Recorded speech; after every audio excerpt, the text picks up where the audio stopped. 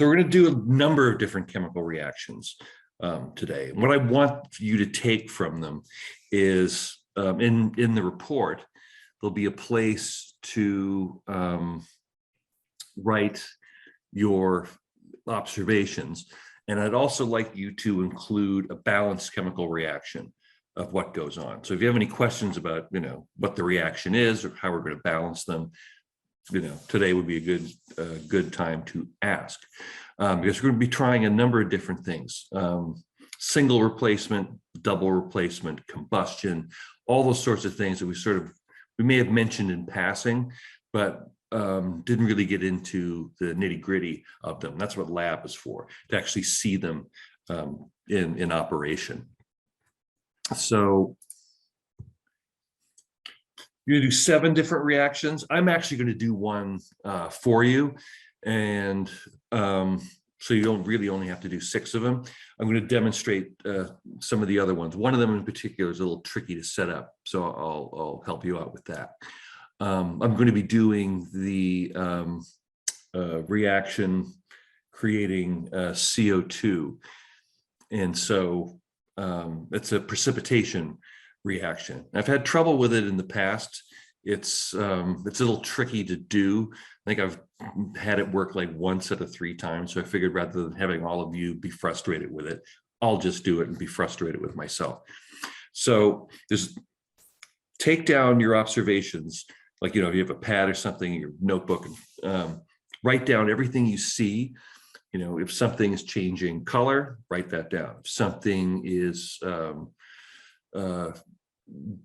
feels like it's heating up, write that down, or cooling off, write that down, or forming a precipitate, or light is being emitted. All these things are indications that there's some sort of chemical reaction going on. And there's a place for you to record those observations and take pictures of what it is you're seeing. So use the observations from the lab and questions you're going to ask about the types of reactions.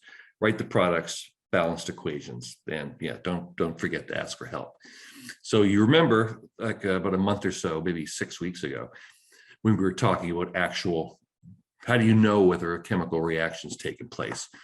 Well, these were some of the things we talked about, and one we didn't really talk about at the time, but now we can, because we've studied acids and bases. So one of the easiest things to see is that some sort of precipitate is formed. And that's when you take 2 liquids, solutions, you put them together, and something then either falls to the bottom, or you can actually see some sort of solid. Sometimes sometimes the solid particles are so small they just take the shape of a suspension in a solution. So you may not get these giant honking crystals that just fall to the bottom. But either way, some sort of solid is forming, and we call that a precipitate. You can also see bubbles forming. We generally do reactions for forming gas underwater, so we can actually see the gas being formed. And so we're going to do a couple of those today. We're going to be looking at gas evolution, and then we're actually going to do a couple of different tests to see what the gas is, because we're going to be creating hydrogen in one, we're going to be creating CO2 in another, and there's different tests to see whether or not one is hydrogen. The one for hydrogen is really fun. I'm looking forward to doing that one myself. And so the third one, pH change. Either we're producing an acid or we're producing a base. And you saw some of those reactions in the last couple of experiments where we did a titration, and then we looked at the ability of a weak acid conjugate base as a buffer. So you could see a reaction taking place when the pH changed dramatically. When the pH changed, we saw an indicator. What was the indicator we used for our titration reaction? The acid-base reaction. Anyone remember what that was called? Phenolphthalein. Phenolphthalein, that's right. Phenolphthalein is itself a very, very weak acid. And when pH gets to a certain point, it changes color. When it goes from a weak acid to its conjugate base, it changes color.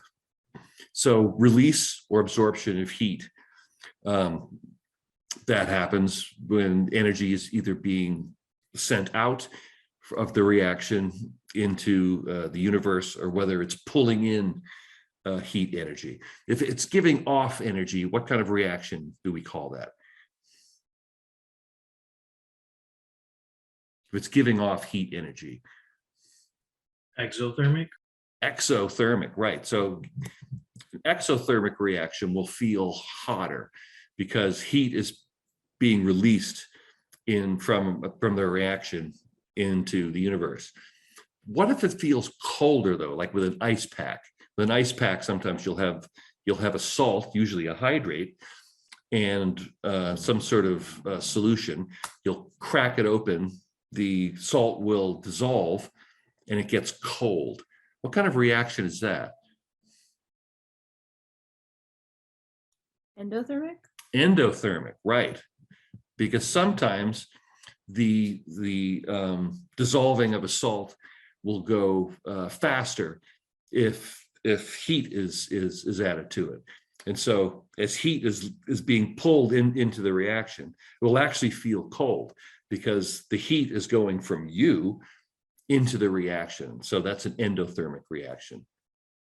Sometimes we will see a color change.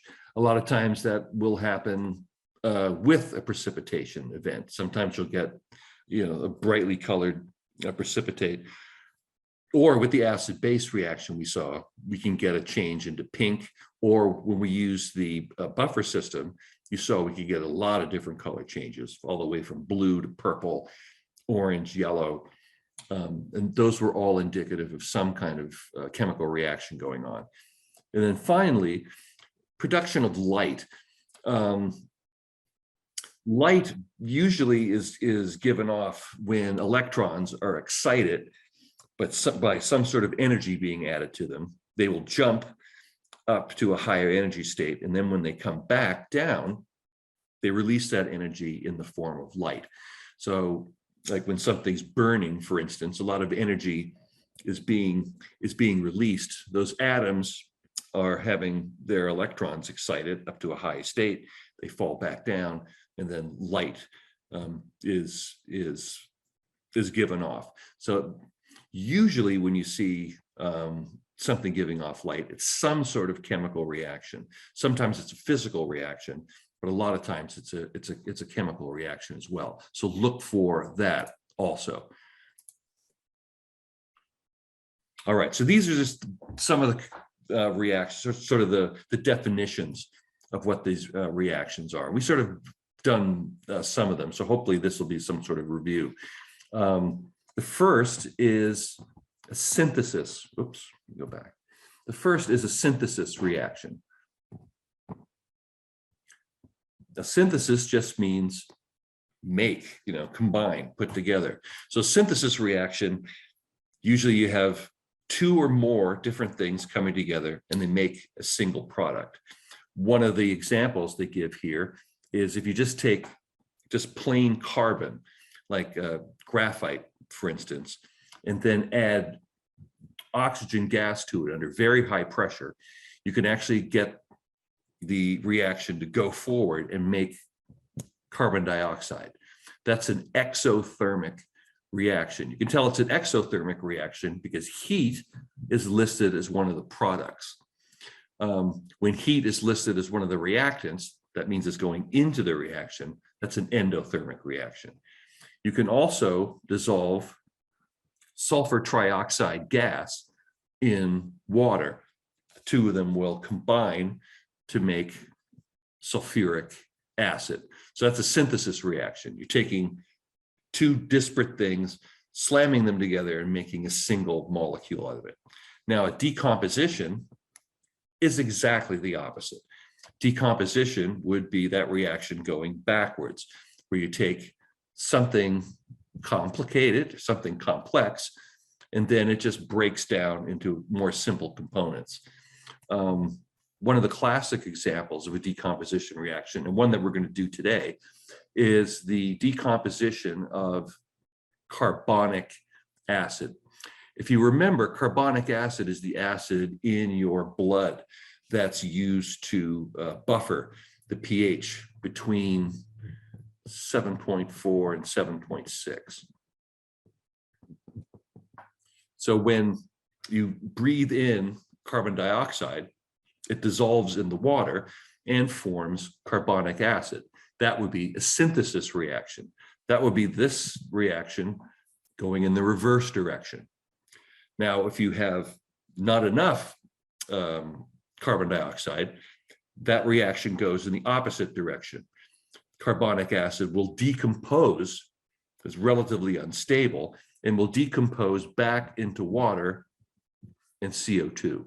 So for decomposition reactions, basically you have something that's unstable that breaks down into more stable products. Another one is calcium carbonate, which is just limestone.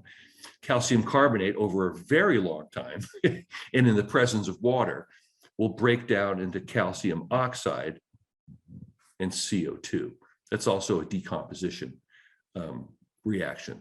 So something where you have a single molecule breaks down into more than one product. That's just decomposition. So single replacement reactions generally occur when you have a compound, like here we would just call a compound BC. Could be any two atoms, B and C. And then atom A comes along and replaces B. So now you have A is now bound to C and B is released as a product. So one of the examples is if you have a solution of copper sulfate and you add solid zinc to it, you'll then get a replacement of the copper and the zinc. That basically they'll swap places. The zinc will then go into solution with the sulfate ion, and copper will turn back into a solid. We did this reaction earlier with copper sulfate. Did anyone remember what we replaced the copper with? We did this reaction earlier in one of our labs a couple of weeks ago. Remember, we had a blue copper sulfate solution and we put something in it and it turned brown. It was very exothermic. You remember what we put in there? Is it the nail? No, it wasn't the nail. Although we did put a nail in. Yeah, actually we did do that. You're right. We did two. We did. Or the aluminum foil? Aluminum foil? The aluminum foil was the one I was thinking of, but you're absolutely right. We did the same thing with the nail. So we put iron, solid iron in there and made iron sulfate. And copper then was deposited in the nail. But the more vigorous reaction is when we put aluminum in there and made aluminum sulfate and produced copper, which we then weighed out and did all the calculations for how much copper we would get and everything else. So that is a single replacement reaction where one thing takes the place of one other thing, and then that's it. Double replacement means sort of what it says. This time, instead of a single atom replacing another atom, we have two compounds. One's where A and B were together and C and D were together. And then basically they both traded. So then A and C swap places, where then A is now bound to D and C is now bound to B. So they both switch. So one example is if you take just regular sodium chloride and put it into a solution of silver nitrate. Silver nitrate is soluble. Sodium chloride is soluble. So you have two different soluble solutions. You mix them together and then sodium swaps places with the nitrate. So that is soluble. and silver swaps places with the chloride. And so silver chloride is not soluble and it crashes out of solution. So it's very similar to the single replacement, except that now we're just adding an ion generally instead of an atom. So this usually takes place with metals and non-metals. Usually this is an ionic reaction where you have two ions, they mix with each other, and then one of them precipitates. So instead of a solid, we have a solution, an ionic solution this time. And combustion reactions, they're fun. We like to do those. So combustion reactions just involve a single element or a compound that you combine with oxygen gas. And then that usually releases two things, well, three things really. It releases heat, it releases light, and releases your compound atoms now combined with oxygen. So it's not always the way we think of like burning something, but for instance, this is what we think of when we burn ethanol. This is ethanol. We combine that with oxygen and we get CO2 and water. Generally, when we're dealing with hydrocarbons, we're always going to get CO2 and water. But when we're burning other things, or we're combining other things rapidly with oxygen, like for instance, carbon, we get CO2. With magnesium, and we're not going to do this reaction today because that's an extremely dangerous reaction. Magnesium ribbon, it will burn with an extremely high temperature, and so you don't want to play around with that because it's pretty dangerous. You want to do that under a hood, but that'll combine very, very fast with oxygen and make magnesium oxide and release a lot of energy. That burns white hot. These will burn red hot. Magnesium burns white hot, so it's even hotter. Right, let's go on. So there's a lot of things to get today. So you're going to need, I'm going to do this one, for instance. I'm going to do the experiment with lime water, so you don't have to worry about that. But you will need your steel wool pad, rubber bands. Look for the rubber stoppers. You're going to need a large one and a small one. Large glass test tube. Mine was broken, unfortunately. Luckily, I had another kit downstairs. We're actually going to use yeast today as a catalyst. There is an enzyme on the surface of yeast cells that will catalyze a reaction we're going to do today. You're going to need some wooden splints to do the different gas tests.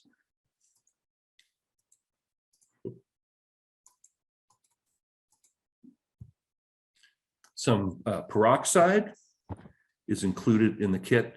Vinegar and the baking soda. I'm going to be doing the vinegar and baking soda. I don't know if there's another experiment with those. I can't quite remember.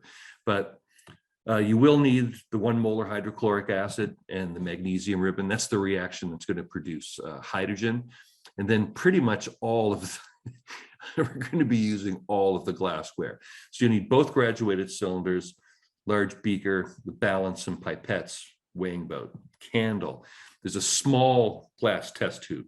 The small and the large glass test tubes are in, if you haven't found them yet, they're packed in bubble wrap. So look inside the bubble wrap. And we're also going to be using the polystyrene test tube as well. And we're not done. Forceps, ruler, test tube rack, thermometer, matches, paper towels, scissors, cups, timers, purified water. I mean, so there's a lot of stuff to do. So I'll give you some time to get all this stuff together. But let's sort of review some of them. So the first one is a synthesis reaction, then a decomposition, single replacement, double replacement, combustion, I'm going to be doing this one, the precipitation reaction, and then finally another combustion reaction. So research which chemicals you're going to be using in these, and then what the reaction is, and then know how to balance it for your report. So let's look at them one by one.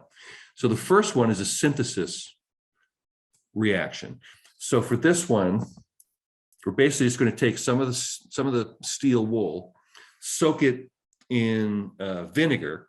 Basically what that does is help strip off some of the oxide layer from the metal, and then wrap a rubber band around it with a thermometer inside. And basically you're going to be looking to see what happens. So since this is a synthesis reaction with iron, what do you suppose the reaction might be?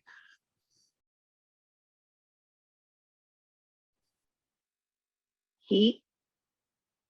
Well, it is going to release heat. Yeah, it is an exothermic reaction. But if you have iron and it's combining with something, what do you think the product might be? It's going to turn color too. It's going to turn a brown color.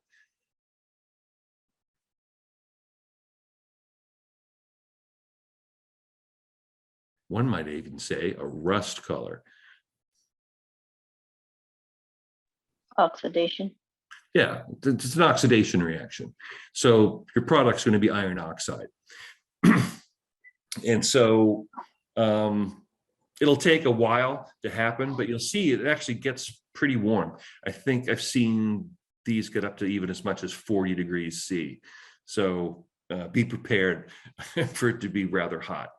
So give that like 10 minutes, write down all of the observations, including temperature, color change, anything else you might notice.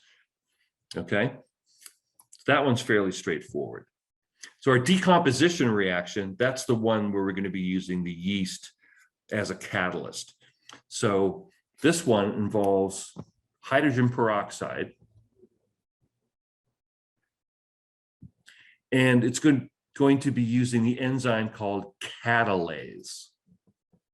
Catalase was one of the very first enzymes discovered, and you can tell it's one of the very first enzymes discovered because it was just called catalase because it catalyzed something. So most enzymes are named after the reaction they catalyze. So this would be, it really should be called like, peroxidase or something, but it was called catalase. So when hydrogen peroxide breaks down, what do you think it breaks down to?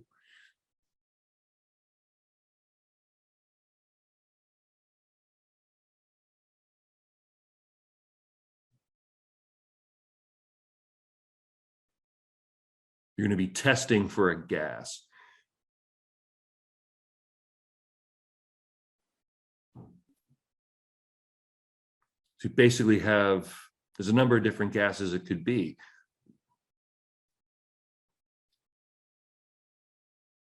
What are like some of the gases that could be released when you break down H2O2? Water and oxygen. Yeah, you could get water as a gas. You could get oxygen as a gas. What else could you get?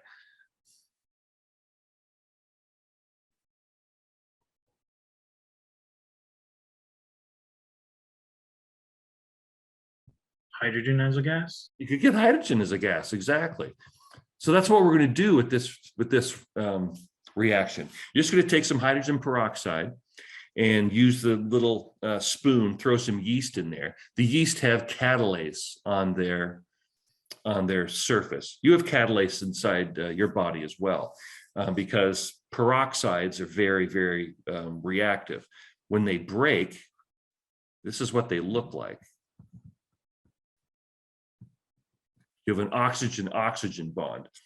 And when that bond breaks, what'll happen is that one of the electrons will go to that oxygen and the other electron will go to that oxygen.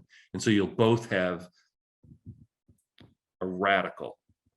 You'll have an oxygen with an odd number of electrons. These things are extremely reactive. That's why they basically are so good at cleaning cuts and everything. Is if you have any like bacteria in there, it'll just like, or anything else, it'll just like wipe it out. But in order to protect itself, yeast and us break down hydrogen peroxide into less harmful products. And we're going to test and see what those products are. So we're going to be using one of the tests for gaseous products to test for one of the gases. And hopefully you'll be able to see which one it is. And that will help you balance the reaction. So this one's really cool. I like doing this. I'm going to help you set this one up because this one is a little tricky to do. This one is a single replacement reaction. So we're going to be using magnesium, and we're going to be adding hydrochloric acid to it. So since this is a single replacement reaction, who's replacing who here?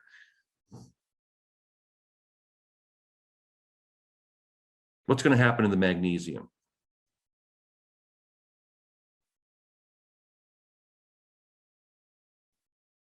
Who's it going to replace? Is it going to replace the hydrogen, or is it going to replace the chloride ion?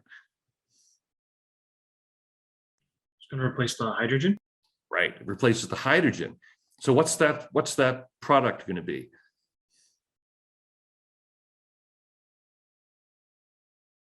If you add magnesium and chloride ion together, what reaction is that going to be?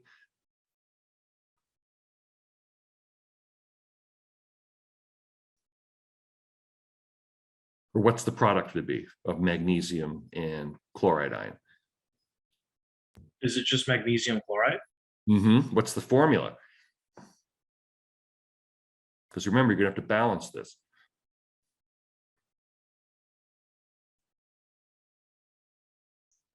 MgCl2. That's right. Excellent. Magnesium ion has a charge of +2. Chloride ion has a charge of -1. So you need 2 chloride ions. And so when magnesium, it has a charge of 0 when it's a solid, goes to having a charge of +2. So those electrons go somewhere, and they go to the hydrogen. So what's the other product going to be?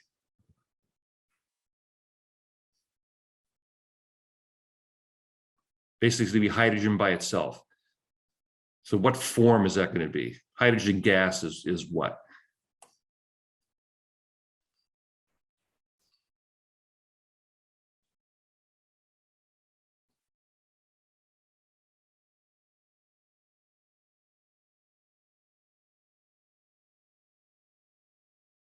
So is it going to be H plus, or what's it going to be? Plus H2. It's going to be H2, right? Because it already was H plus. With HCl in solution, you have H plus and Cl minus. So when magnesium gives its electrons away, gives them to hydrogen. And so hydrogen with electrons is going to form H2. And so that is a gas which evolves. And in a reaction equation, if there's a gas being evolved, generally we have an arrow pointing up to show it's rising. When we have a precipitate, usually put an arrow going down to show it's a solid and it's sinking. So I'll show you how to set this one up. We're going to be using the large glass test tube. We're going to put a little strip of magnesium in the stopper, and I'll show you how to set this one up, because it takes, it's a little bit tricky. And you're going to want a relatively safe place to do this, because you may be spilling water all over the place. There's a lot of spilling water in this one. So yeah, I'm going to be moving from our nice dining table to someplace I can make a bit more of a mess. So yeah, this one's a little bit messy. And we're going to be testing for the presence of hydrogen. So we're going to be doing a different gas test for this one. So I'll probably do that one first. So you can do that one along with. So the double replacement is we're going to be taking acetic acid, that's vinegar, and sodium bicarbonate, which is baking soda, and putting those together and seeing what our products are going to be.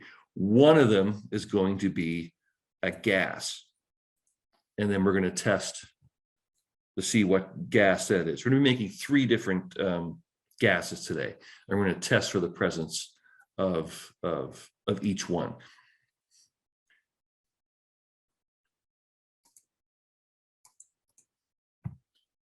Number 4 is very, very simple combustion reaction, just burning the candle. But one of the things we're going to want to do is get that gas that you collected from the last reaction. That gas should be slightly heavier than air, slightly heavier than air. So hopefully, if you don't disturb it too much, you're going to have some of that gas in there. And this isn't always going to work, but you can actually pour the gas out and it'll run down and put it over the candle flame and see what happens. So see if you can do that. And don't worry if you can't, but try and pour some of the gases generated from the last example. We'll just add just a little bit more vinegar to get the reaction going, and then pour the gas over the candle, and it may extinguish the flame. So if a gas puts out the fire, what do you think that gas probably is?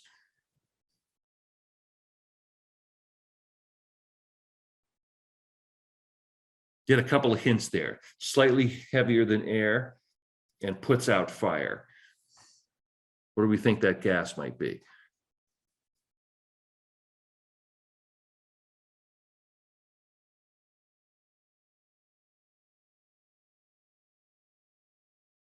You may have a fire extinguisher with this gas in it in your house right now. Nitrogen? Nitrogen could be used to put out. That's a good one. Yeah, nitrogen could be used, but nitrogen isn't heavier than air.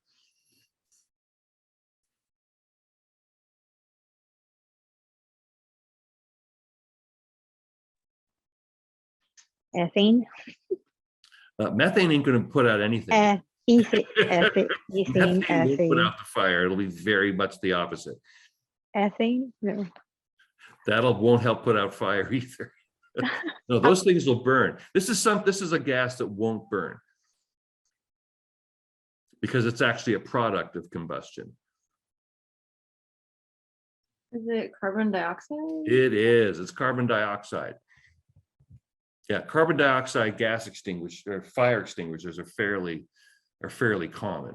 In fact, that's what you should use if you have like a grease fire on your stove. Never throw water at it. That's a bad idea. So, but if you have a CO2 extinguisher, that basically just, removes the oxygen from the fire and basically just stops it. So we're going to be producing CO2 in the previous reaction. And since it is slightly heavier than water, you actually can pour it out. You won't really be able to see it, but since it's invisible, but you may see the fire going out when you tip it. You're going to want to do that carefully because the times I've tried it, I just basically wind up just pouring vinegar all over and strangely, vinegar puts the fire out too. But that's not terribly unexpected. All right, so this is the precipitation reaction. Is the one I'm going to do for you. And this is a reaction where we're going to take CO2 and water. That is going to make carbonic acid. Then once we have the carbonic acid, we're going to be adding calcium hydroxide to it. Calcium hydroxide is soluble, carbonic acid is soluble, calcium carbonate is not. And so what we're going to try and see is the production of calcium carbonate. Now, this is called lime water. Lime water is just basically a solution of calcium hydroxide. So, like I said, this sometimes works, sometimes doesn't. It's a little tricky to do. So I was just going to do that one for you.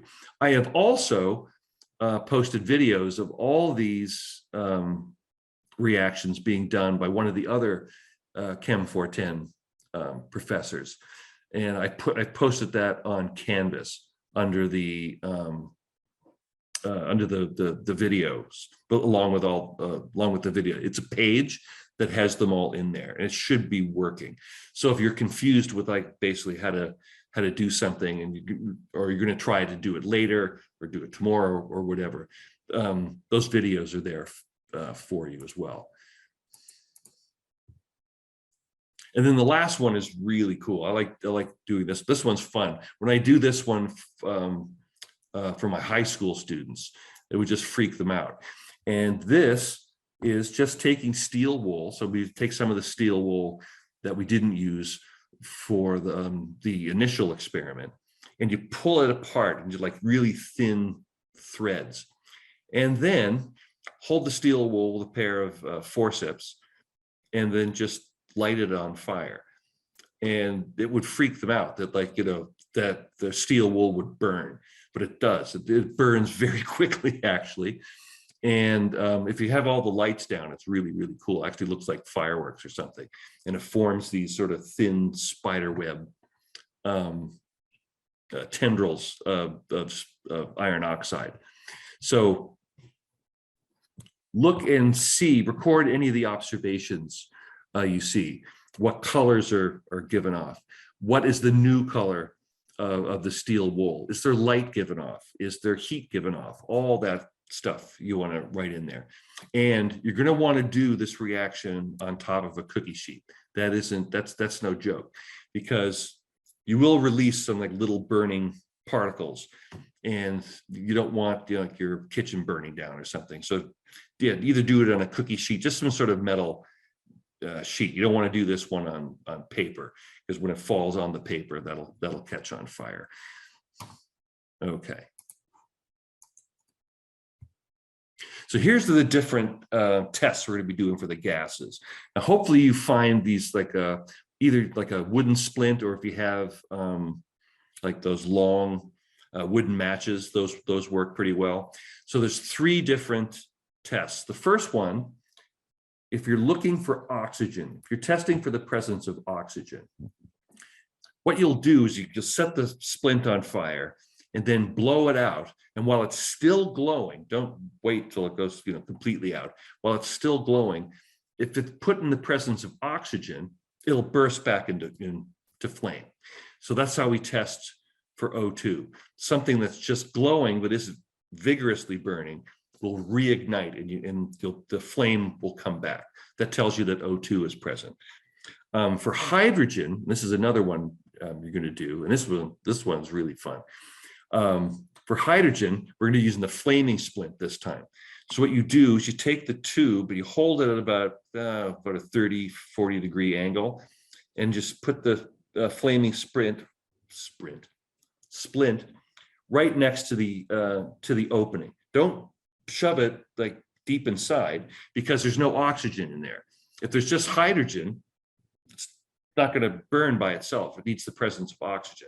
So you want to put it right by the opening where the hydrogen and the oxygen are mixing together. So you put it there, and you'll get this little popping sound, or like this little high-pitched bark will happen. And that's hydrogen combusting really quickly in the presence of oxygen. It's a really cool sound. Hopefully you'll be able to recreate that. And then for CO2, if you have a tube full of CO2, if you have a burning splint and put it inside, it'll just immediately go out. So that tells you that it's not oxygen, because it won't continually burn. It's not hydrogen, because you won't get a popping sound. It'll just go out. And that tells you that carbon dioxide is the gas that's present. So we're going to be doing each of those today. This is the lime water test, the one I'm going to be doing for you guys. Hopefully we'll get it to work. As I mentioned, this is the calcium hydroxide. So we have a very strong base, and we're going to make a very weak acid. We're going to make H2CO3 by adding water and CO2.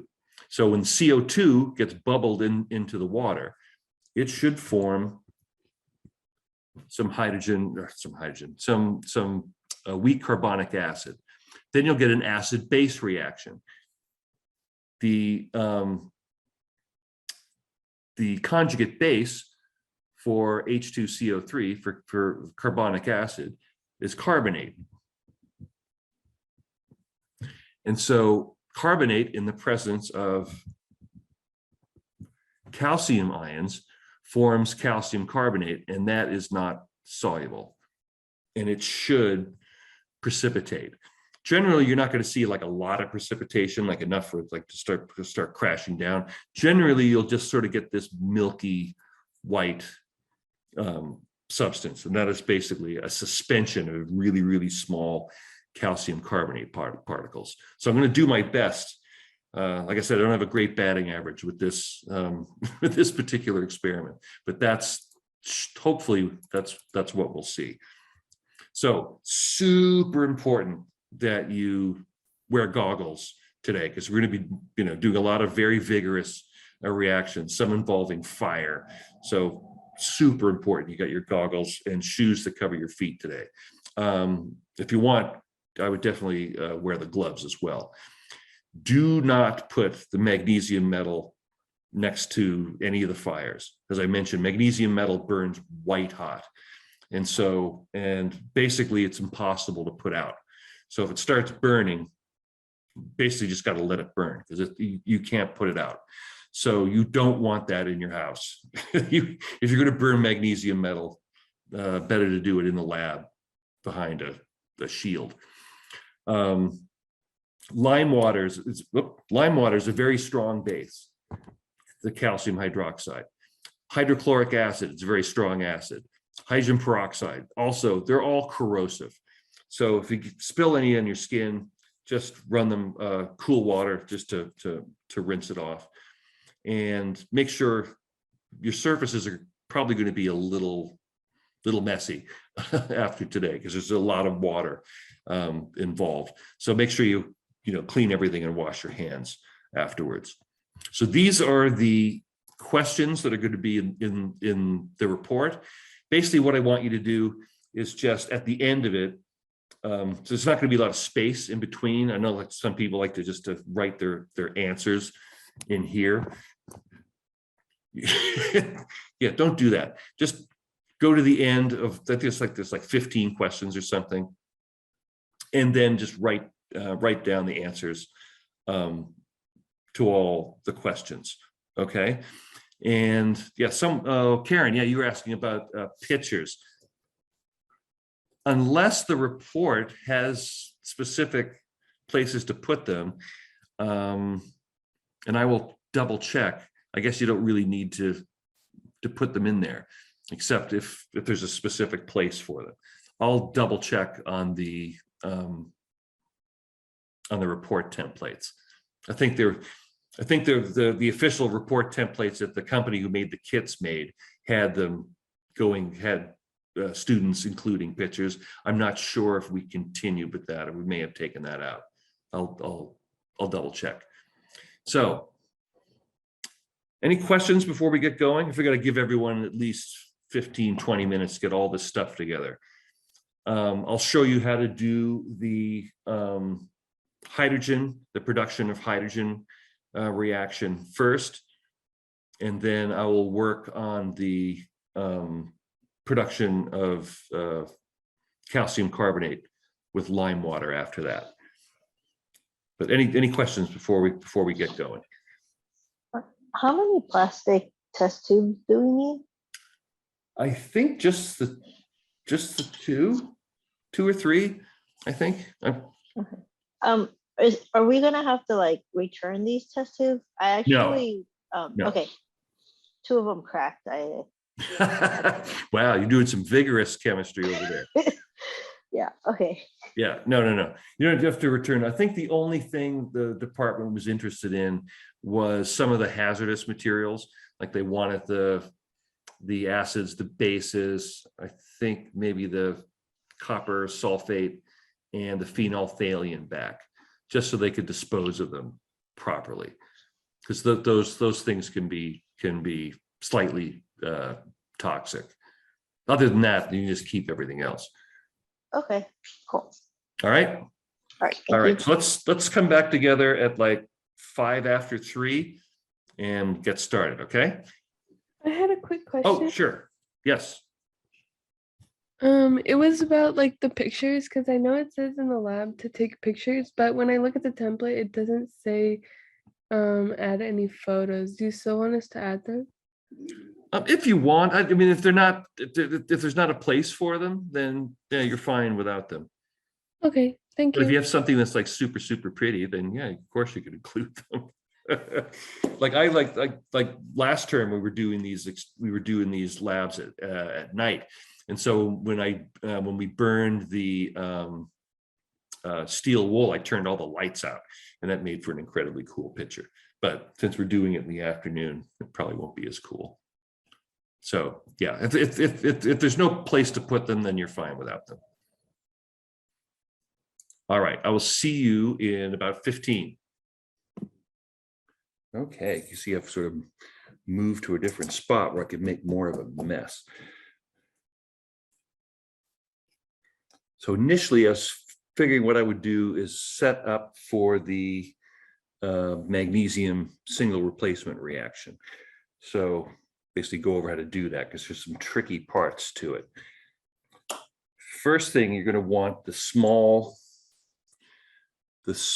glass test tube. There's two glass test tubes. There's this big one and the little one. The little one will have like a little blue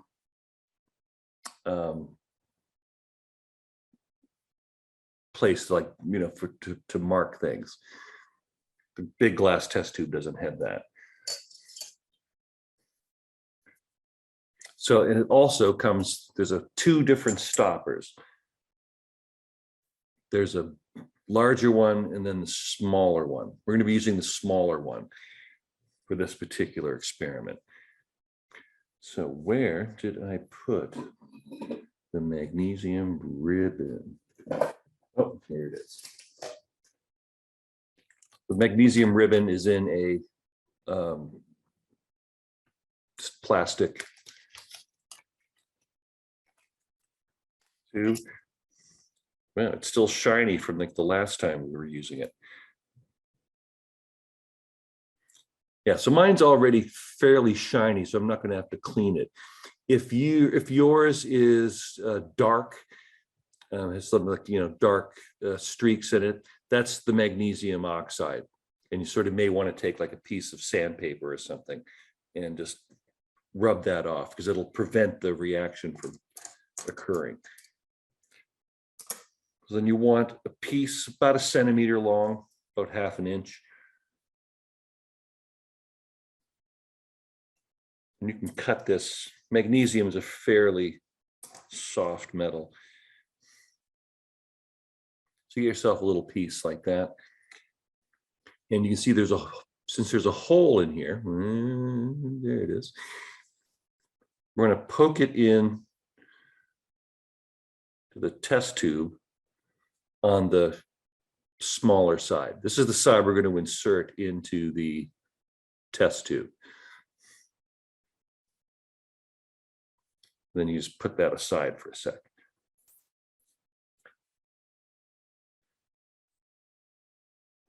So we want to get our big beaker. Where's our big beaker? Here we go. 250. Get some filtered water.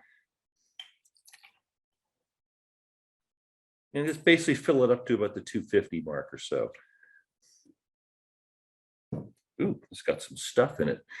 To clean that out. I don't know what was in there.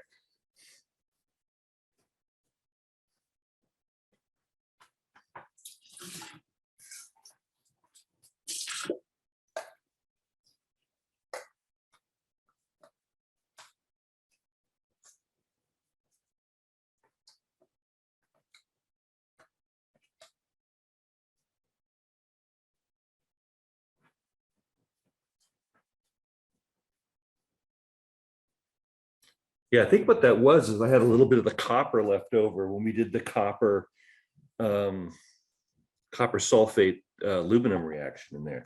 So I don't want that there.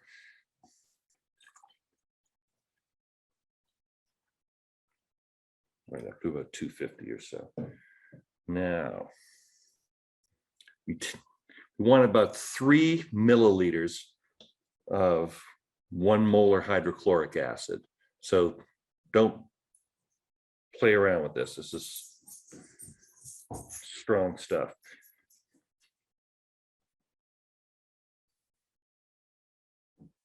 About 3 mils. Hopefully I've still got 3 mils left. Yeah. And if it's a little more, that's fine. You want at least 3.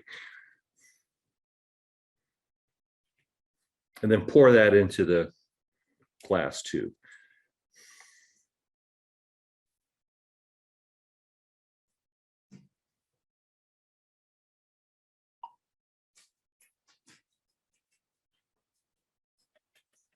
All right, now comes the tricky part. So we want to get a pipette, which I stupidly don't have nearby. I'll have to go back and get one on the table.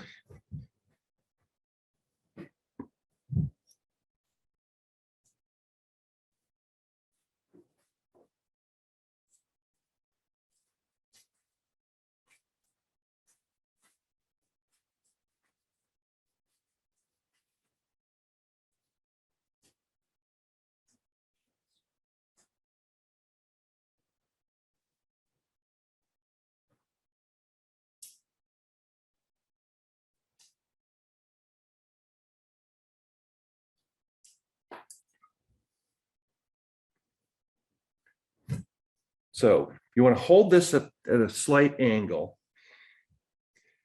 Get some purified water. I've got some here in my 50 ml. And then just slowly let the water run down. You don't want to dump it in. You basically want to keep the water on the top and the concentrated HCl on the bottom.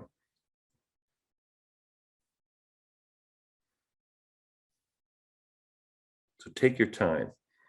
And then basically fill it right to the top.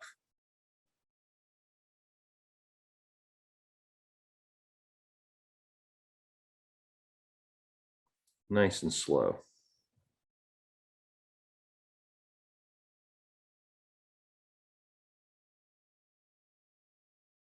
Okay, so now I've got this filled pretty much right to the top. So here's the stopper you're going to put in there. You're going to put it in there without any air bubbles if you can avoid it. If you get like one, that's all right. But you sort of want to get it in there without any air bubbles. There we go. And then just push it in there. Make sure you got a pretty good seal, so you don't want it coming back. Now this is the tricky part. Put your finger over the hole, turn this whole thing upside down, put it into the, this down a bit, put it into the beaker, and then take your thumb out once it's under the water. I think you can already see what's happening, hopefully.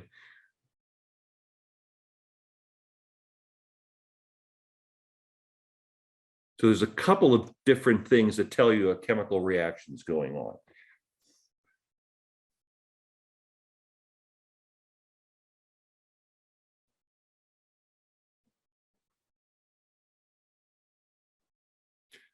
Now, the reason why we do these sort of things underwater is just basically the gas that this reaction is producing is displacing the water. So the gas is being produced by the reaction. The gas is lighter than air, so it goes up the tube. And then the pressure of the gas pushes the water out the bottom. So that's why we want a hole in there, to let the water out.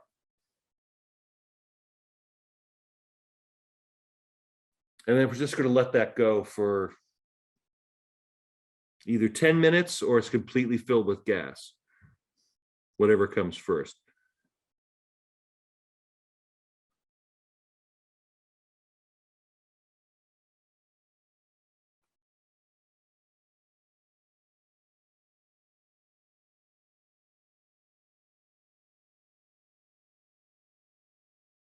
Yeah, there's another, we do this exact same reaction actually in the lab, where we measure the precise mass of the magnesium and then use excess HCl and then wait for all of the magnesium to be consumed.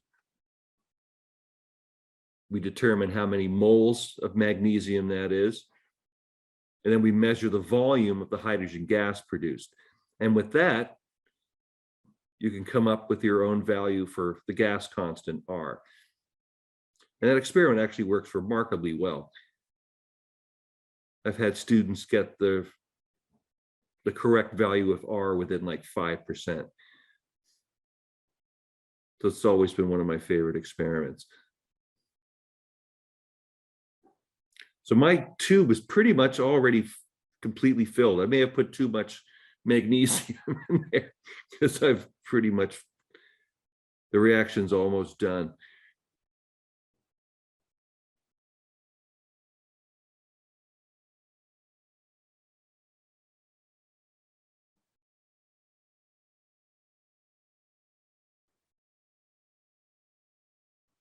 Yeah, so the reason why we didn't want to mix the water and the HCl, so when we turn it upside down, the more concentrated HCl will be denser and should sink to the bottom. And we want it to sink to the bottom so it'll catalyze the reaction.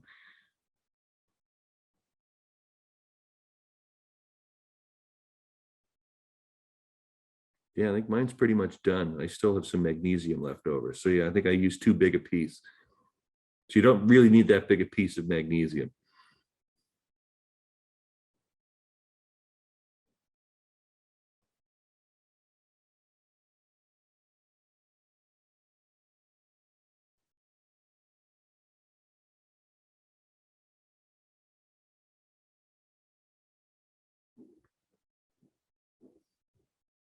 Yeah, there's now no more liquid. There's no more liquid in my tube. It's all gas now. But I have a nice, very shiny piece of magnesium in there.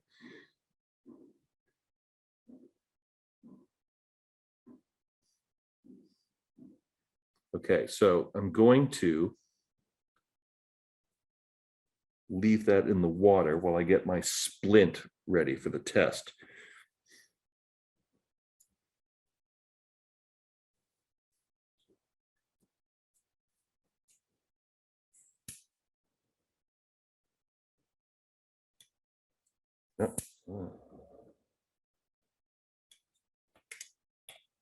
I've got my burning splint.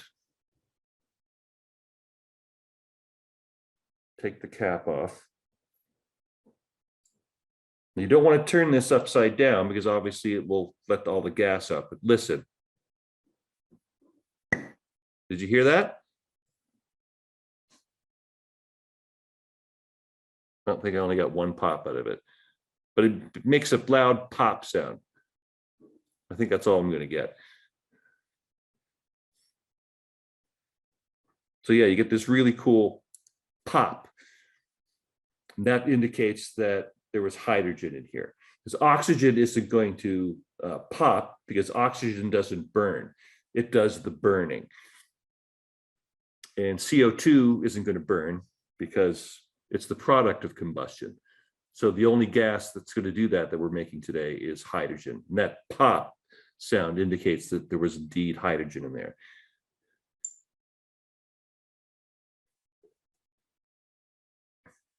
Yeah, notice I still have all this magnesium, so I went way overboard on the amount of magnesium required. Maybe I'll just do another one very quickly so you can hear the pop again.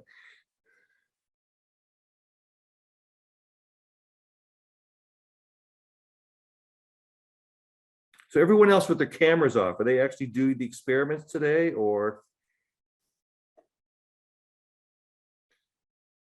just want to check in?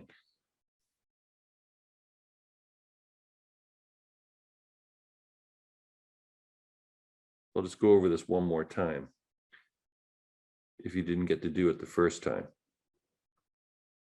Yeah, so it's important to not mix the HCl in the water. That's why we sort of add this slowly.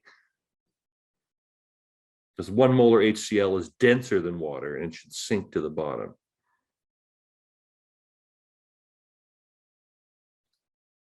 You fill it up all the way to the top.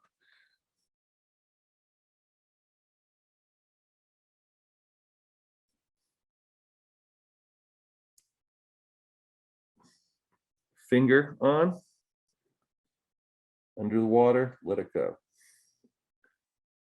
And there it goes again. Yeah, plenty of magnesium.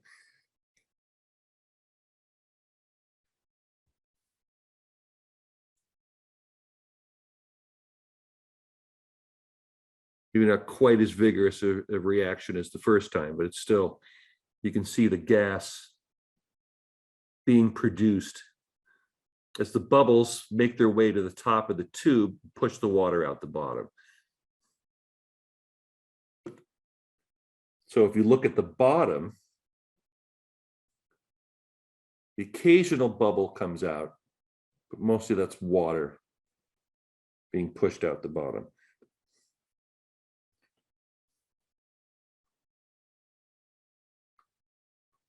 Yeah, reaction's much less vigorous than the first time. So that piece of magnesium that's in there must be like really, really thin.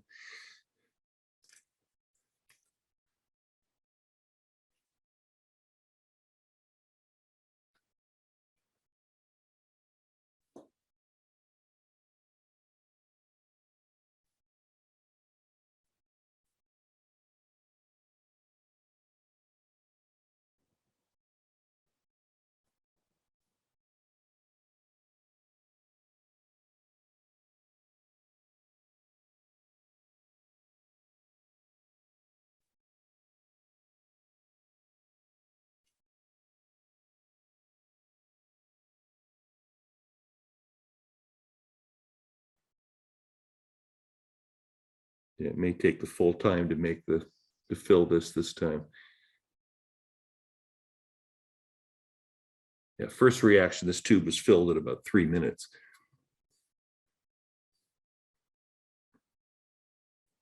That's going pretty good. So is everyone able to get the bubbles producing? Okay. Yeah, Ryan's got it going. Are you finished with the reaction? Did you hear a pop? Yeah, I got a pretty loud pop from Yeah, the it's cool, right? reaction. Yeah.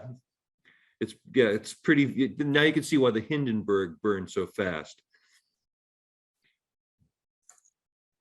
For those of you into early 1930s Zeppelin disasters.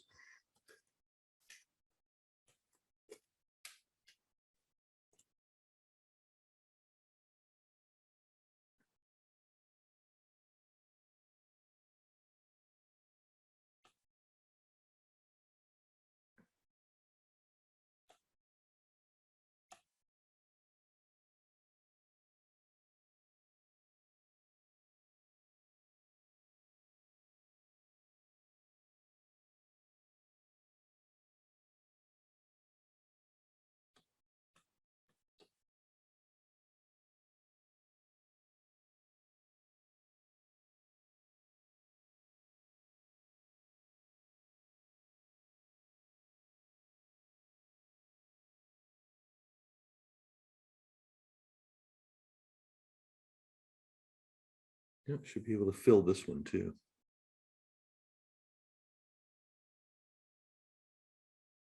Yeah, so for the reaction where we determine the value of R, we have a much bigger tube to collect the gas.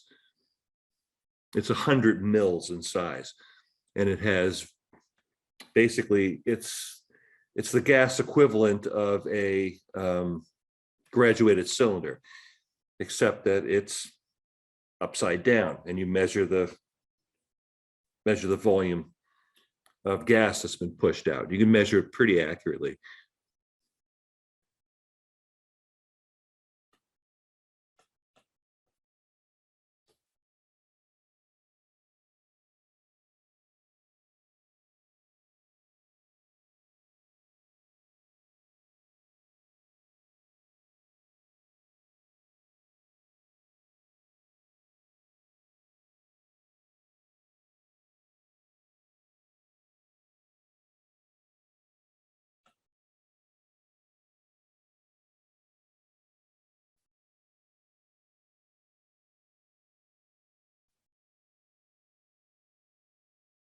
Okay, pretty much almost done.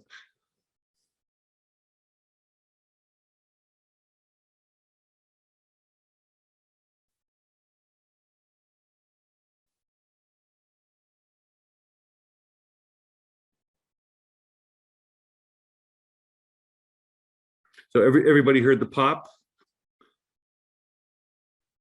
Jessica, did you get it to pop? You're still collecting gas, are you? Yeah, there's still like a tiny bit of liquid inside. Okay. Yeah, the reaction is going to slow down a bunch once the liquid's almost all been pushed out.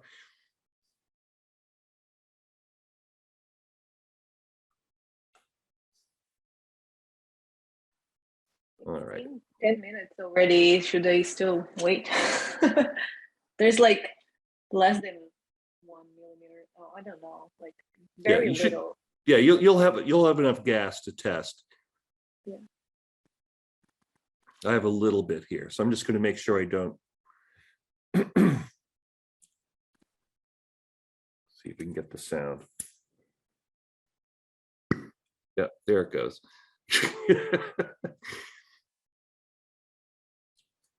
You can imagine it's a much bigger pop when we've got almost 100 mils of gas, then it becomes more than just a little pop. I still have some magnesium left, although that is super thin at this point. You can see this, you turn it sideways, it's basically gone. So I think I've pretty much used up that whole thing. All right, so I'm going to set up for the lime water experiment. You guys can work on whatever experiment you like, and if you have questions about them, let me know while I get the double displacement reaction going.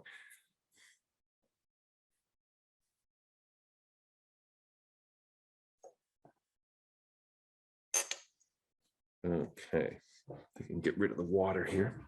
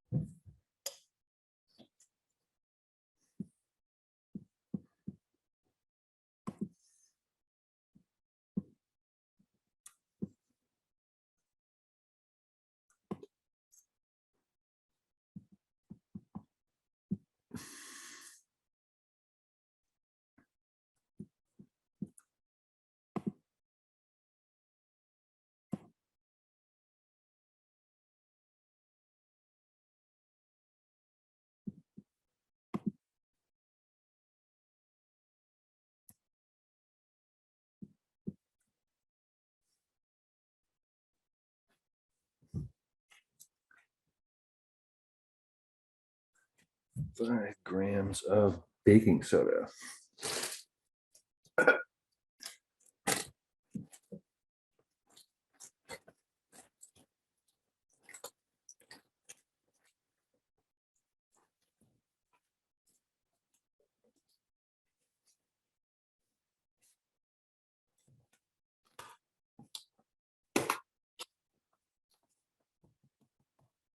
All right.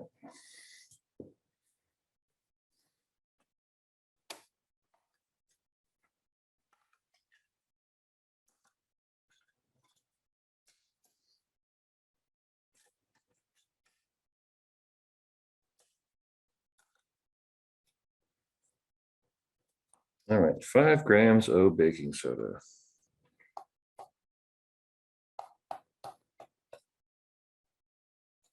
There we go.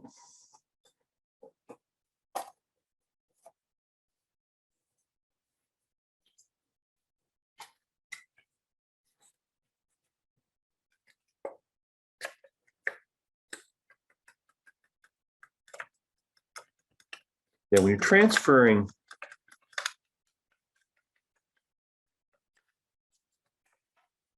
nice thing about these weigh boats, when you're transferring the contents to, whatever you're transferring to, when you fold them up like this, makes a nice little spout.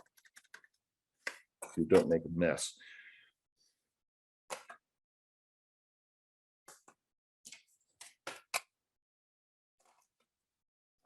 So I've got my baking soda in the big test tube.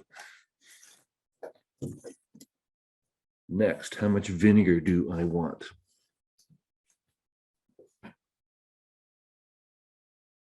Ten mils. Okay.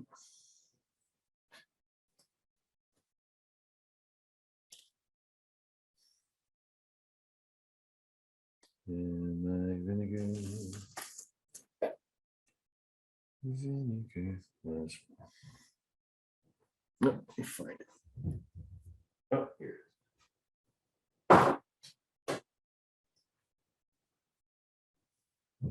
There's my vinegar, 10 mils.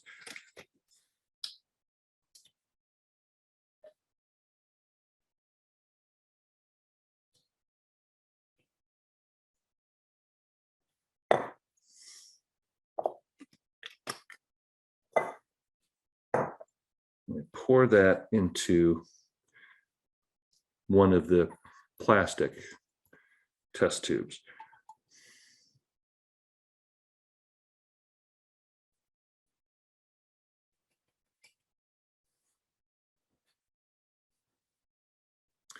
I take the little test tube, put it inside the big test tube. So I don't want these mixing. It's basically, they're just sitting on top of each other. They're not mixing. So then I've made from the large one-hole stopper a place where I can attach basically some tubing to this to collect gas. I think this is probably one of the problems we've had before, is that this needs to be gas tight, and it's kind of difficult.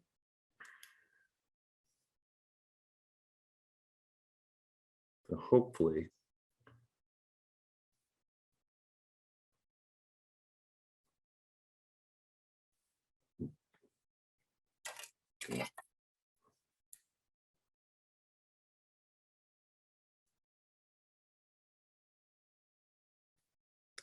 That is not cooperating.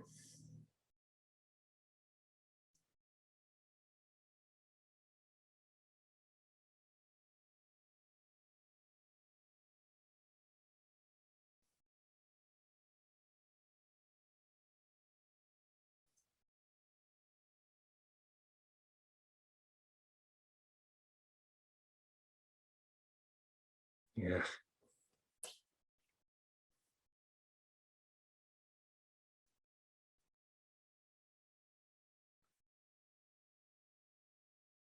Okay, hopefully that will hold.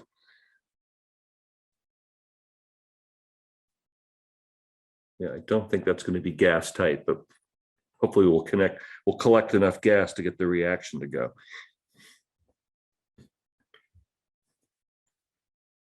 So then in the small tube,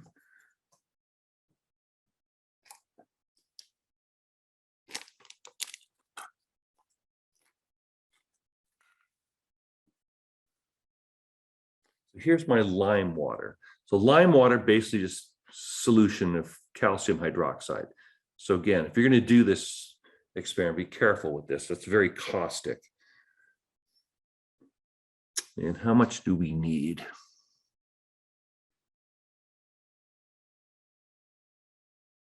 About halfway. Okay.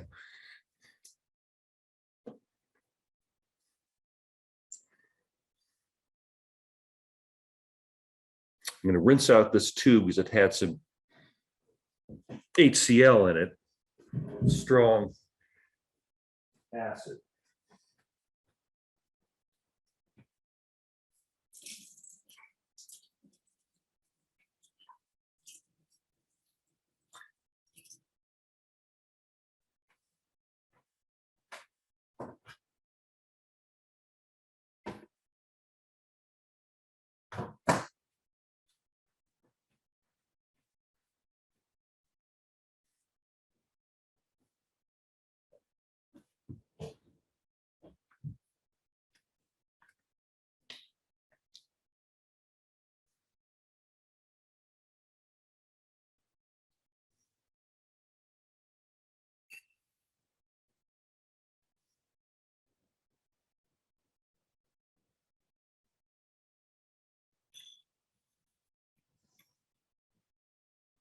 That should do it.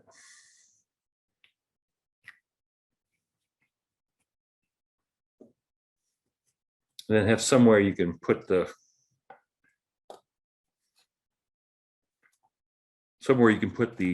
test tube while you're collecting gas.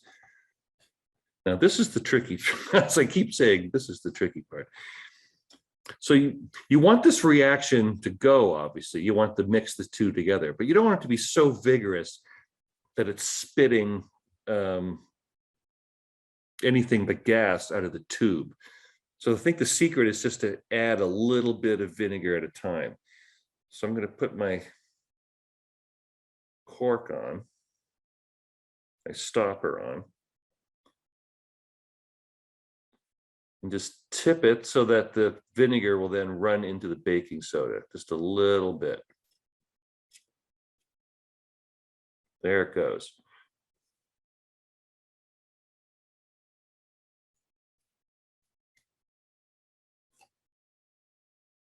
Now I want my gas to come up the tube and then into the lime water. So I'll try that, get it to go a little bit more. So I can see I'm making gas. I probably haven't eliminated all the air in the tube yet. Or my tube's not gas tight, that's also possible. So you can see why I don't like this particular experiment.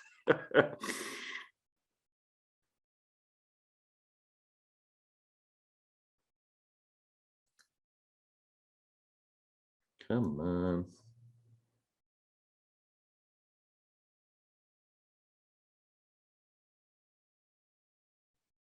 Yeah, I think, oh, yeah, I think my gas is escaping from here.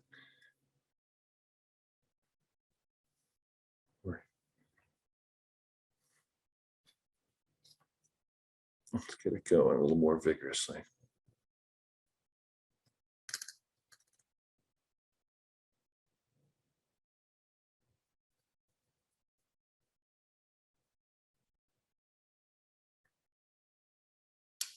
I can also feel this tube getting cold.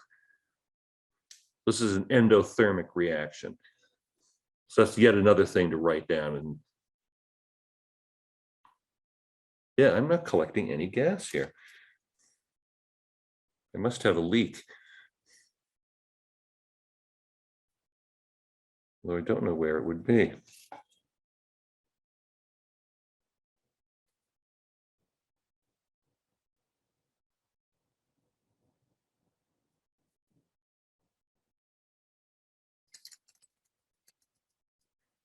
Yeah, I'm not getting any gas. Oh.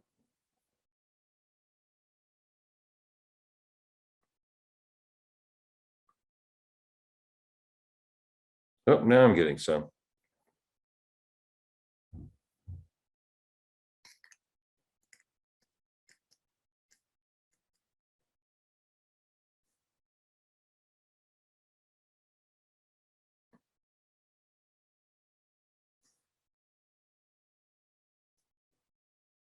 So I don't know if you can see this, but you can see like this sort of wispy white precipitate,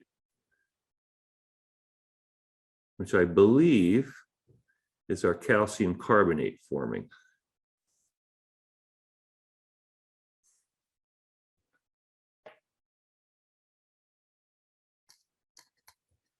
See if I can get a little bit more.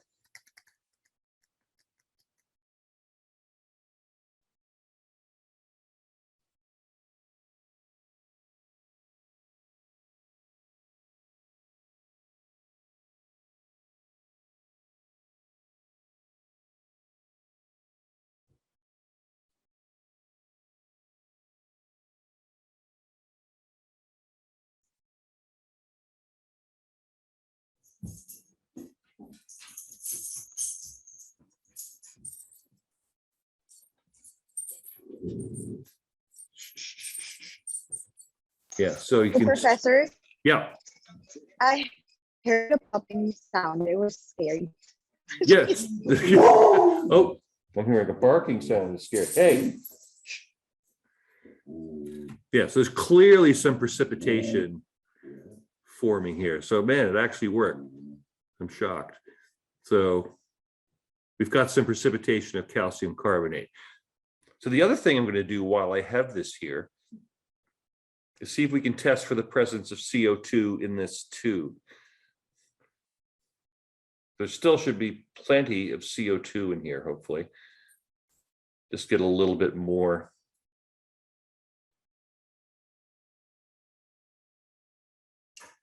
That should make some more.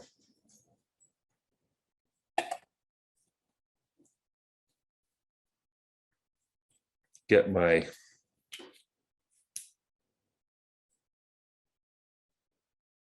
burning splint going again. There we go. Now, if I put this in the tube, hopefully it will go out. Yep, you see that? So 2 tests for the presence of CO2, the same experiment. One, we actually made a precipitate of calcium carbonate. And the other, when we put the burning splint in, it went out pretty much immediately without contacting any of the liquid. See if we can do that one more time.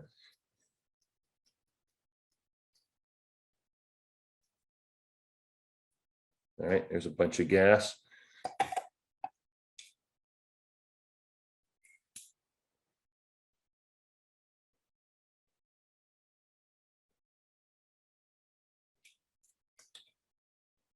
Flaming splint.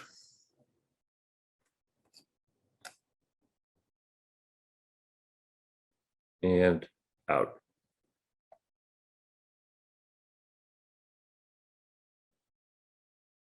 It's funny, you still get a little bit of flame for the CO2. I put it all the way in, then it goes out. But yeah, that's a pretty good test for CO2.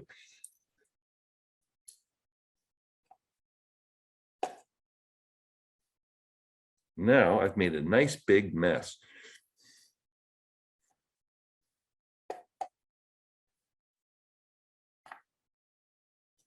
Now the house smells like vinegar and wood smoke. So expecting the smoke alarm to go off at any minute.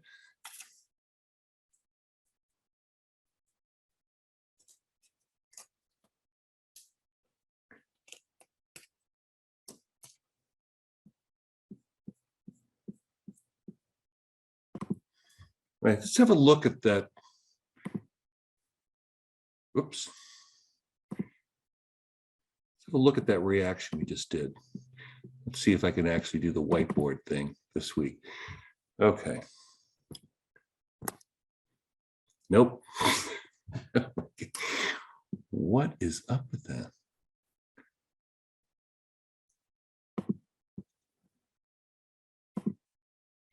Let's try something else.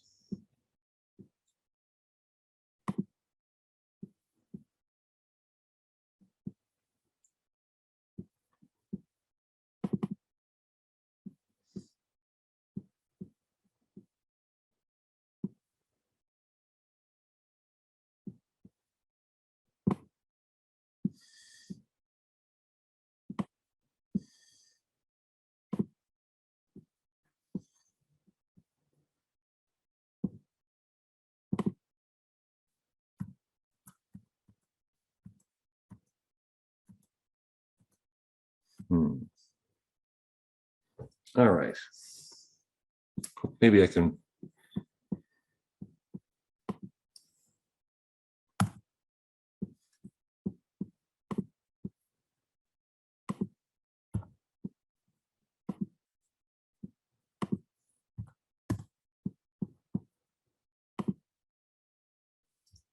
Maybe it'll let me write on this or not. Nope. Uh-oh.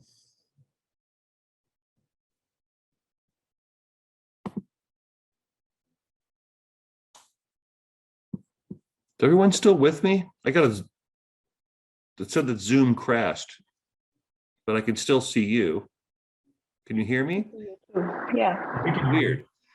So it didn't crash completely. That's good. All right. So the reaction we did was we took some magnesium. Come on. No, it's not letting me draw.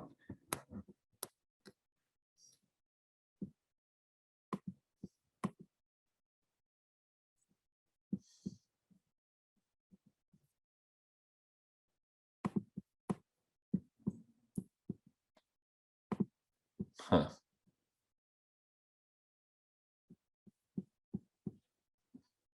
Wonder if I can type.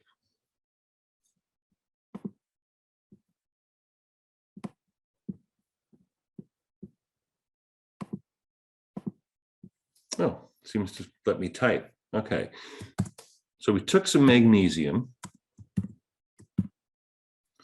and we added that to HCl.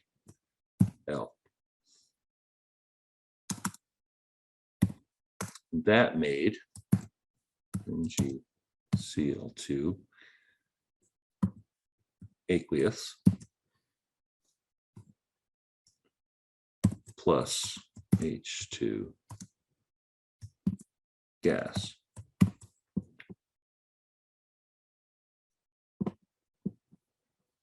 Make this any bigger.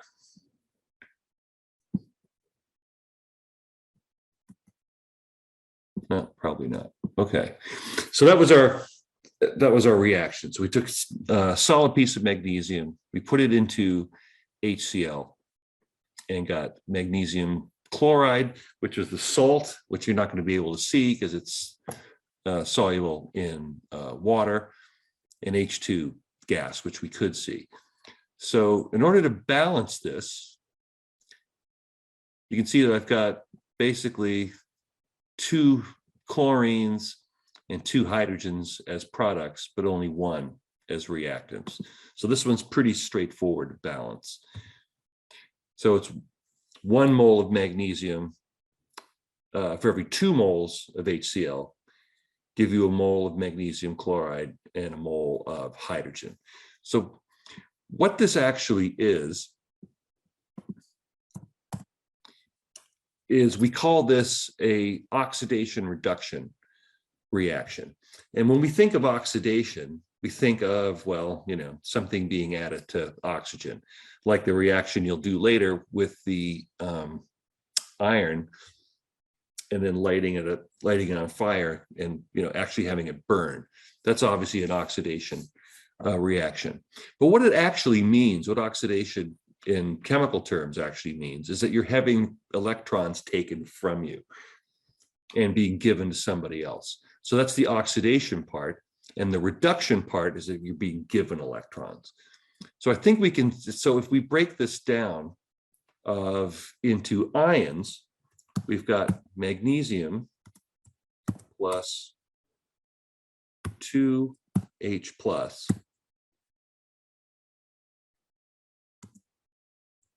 plus 2 Cl minus equals Mg 2 plus Cl minus 2 Cl minus, because they are ions, plus H2. So who do you think is getting electrons taken from them?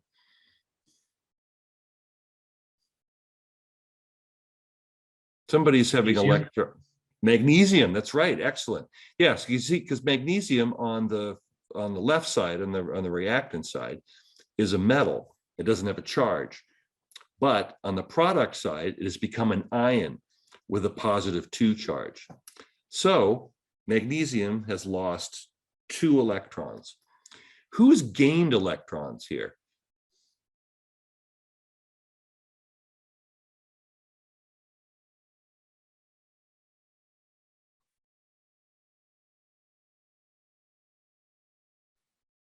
Hydrogen.